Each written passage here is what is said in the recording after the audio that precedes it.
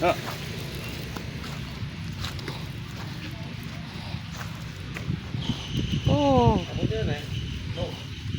ấy một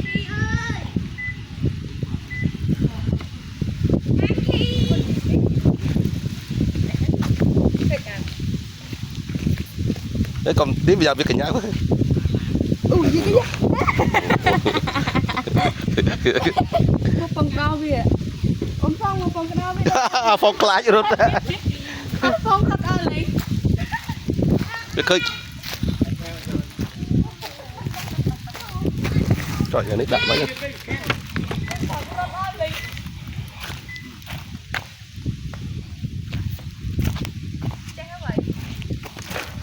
trời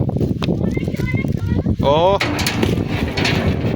lái phá một thời quá ngam chu ấy ốt ớt kia toàn hộp ấy hưởng ở đây y ui dạ ở đây ăn mấy nhà mấy